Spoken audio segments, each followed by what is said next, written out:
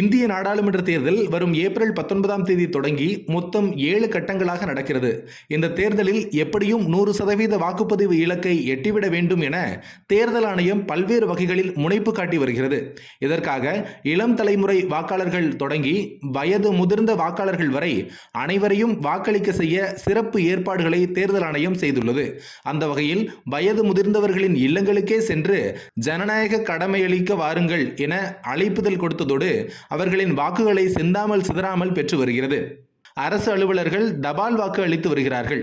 இது ஒருபுறம் இருக்க, முந்தைய தேர்தல்களில் குறைவான வாக்குப்பதிவு நடைபெற்ற இடங்கள் கண்டறியப்பட்டு அந்த இடங்களிலெல்லாம் இந்த முறை அதிக அளவு வாக்குப்பதிவு நடைபெற கூடுதல் கவனம் செலுத்தப்பட்டு வருகிறது.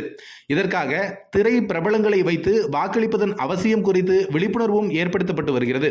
இந்நிலையில் உங்கள் பெயர் வாக்காளர் பட்டியலில் இருக்கிறதா, உங்களுக்கு வண்ண அடையாள அட்டை வேண்டுமா, நீங்கள் வாக்களிக்க வேண்டிய வாக்குச்சாவடி எது என்பது போன்ற விவரங்களை அறிந்து கொள்ள வசதியாக QR கோடு முறையை தேர்தல் ஆணையம் அறிமுகப்படுத்தி உள்ளது. தேர்தல் ஆணையத்தின் இந்த நடவடிக்கையால் வாக்குச்சாவடி மையத்திற்கு சென்று அங்குமிங்கும் அலைய வேண்டிய அவசியம் இருக்காது. மேலும் வாக்காளர்கள் தங்கள் பெயர் வாக்காளர் பட்டியலில் இருக்கிறதா என்பதனை electoralsearch.eci.gov.in என்ற இணையதளத்தின் மூலமாகவும் அறிந்து கொள்ளலாம். அதில் உங்கள் வாக்காளர் அடையாள அட்டை எண் அல்லது உங்கள் பெயருடன் பிறந்த தேதி மற்றும் தொகுதி அல்லது உங்கள் செல்போன் எண் மூலம் உங்கள் பெயர் வாக்காளர் பட்டியலில் உள்ளதா என்பதை எளிதில் தெரிந்து கொள்ள முடியும். இதேபோல நீங்கள் வாக்களிக்க வேண்டிய வாக்குச்சாவடி மையம் பற்றியும் தெரிந்து கொள்ள முடியும்.